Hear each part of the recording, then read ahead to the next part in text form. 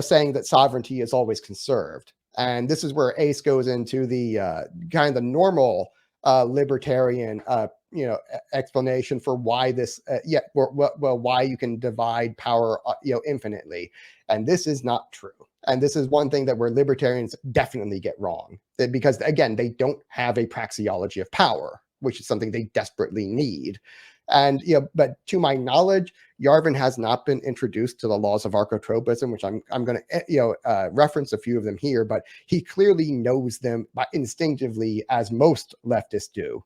And so I can make his, he makes some different arguments. I can make his arguments far quicker and more simply just using archotropism as an explanation. And so when he says, sovereignty is always conserved, it's because the marginal value of power is always conserved. And, we can prove this a priori, and basically this is where we get the first law of archotropism from, which is, the conservation of the value of power, which says that basically the marginal value of power, is always conserved. It can only be transferred from one wielder to another or changed in one form into another.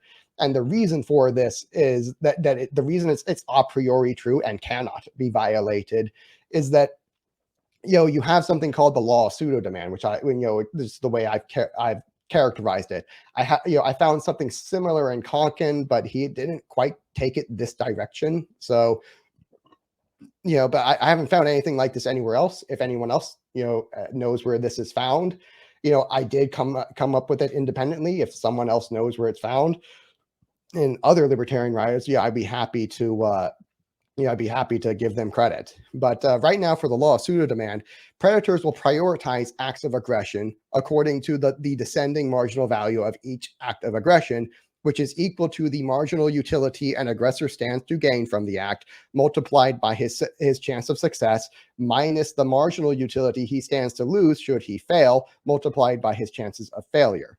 The reason for this, the reason why this, basically because its value right here, it is a risk reward prospect. It is a zero sum transfer. Because of that, its value is always going to be conserved, because it's always it's always me versus you. It's not this isn't a positive sum thing where we're both adding value and trading that value to create more value. This is a one-sided transfer.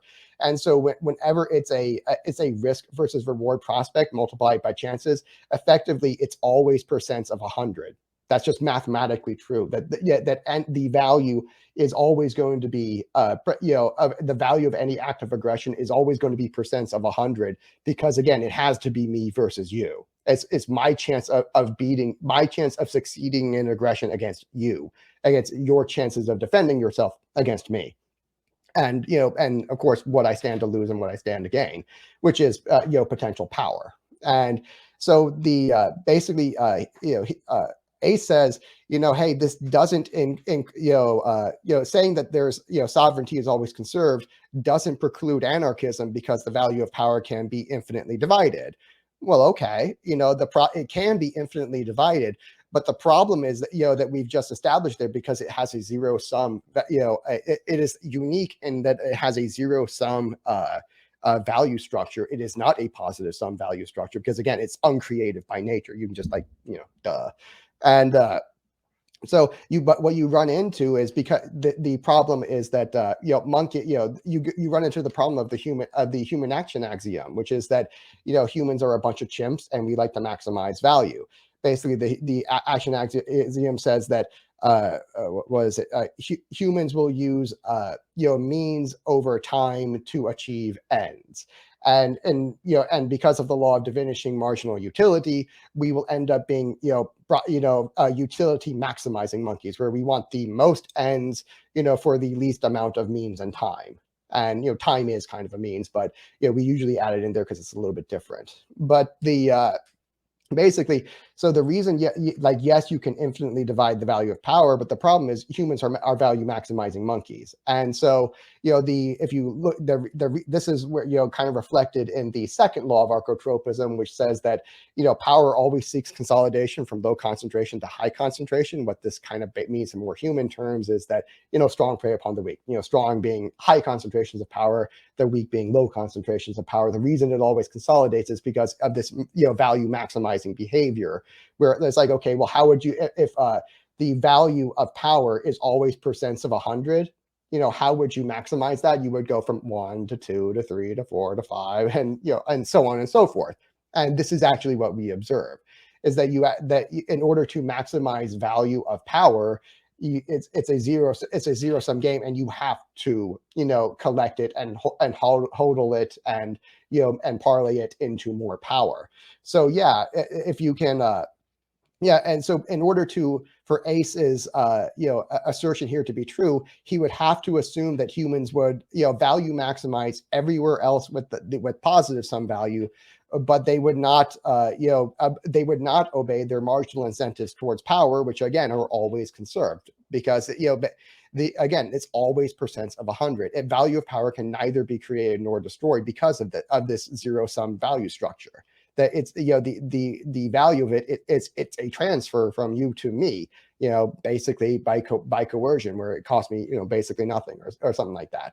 And so and because of this, but not only this, but because of this value structure, this is why you always get something like power preferring to coexist with power. Because think about it, like, if the value of power is basically me versus you, and we're fighting, and this is a risk that one of us is really not going to walk away from well. And basically because of that, conflict ends up being a lot less valuable than cooperation. So whereas this is not the case in a positive sum economy, where competition might actually lead to a lot more value. And so with this because power always prefers to coexist, what you will end up with is they naturally prefer to consolidate power and work together. In one of my archotropism essays, I explained this as like, okay, you're a criminal in a neighborhood, and you're the only criminal in a neighborhood, and let's say a few extra, and you have basically the whole neighborhood to yourself to predate upon. And let's say 3 or 4 extra criminals come in and they start encroaching on your turf. Well, you could fight with them, and for complete sovereignty over your turf. Or maybe alternatively, you pool your efforts together, you become a gang, and now you're able to predate a lot more effectively. And maybe you could take a portion of your proceeds from your theft and your predation, and hire an accountant, because you're probably not good at math if you're a thief. And you could hire an accountant who would help you keep track of who's paid you progression, your protection money or whatever. Or maybe you could hire a journalist to say how you're helping the people with your aggregate demand, or something like that, like Paul Krugman or something like that. You can make some bullshit Keynesian argument. And in order to justify your predation, you could argue, like, you have the journalists argue, oh, they really are protecting you, even though they're really clearly not. And so basically, yeah, that you can, by cooperating, these criminals can, actually, take on economies of scale. They can have division of labor, and they can do all of these, value. They can all do all of these more valuable acts of predation this way. So this is why, states always consolidate. This is why they are natural monopolies. It's because of this zero sum value structure. So Ace is actually, completely incorrect here. That this is a natural monopoly due to its zero sum value structure. And again, that doesn't make it right. It certainly doesn't make it moral, but it does make it real, and something that we're always going to have to deal with, because again, these marginal incentives cannot be destroyed. Someone always has them. If you destroy them in one place, that just means you've transferred that value to somewhere else, and that somewhere else is now going to have an incentive to come after you. And and you'll have like an infinite game of whack-a-mole that is, just logically speaking, is impossible to beat.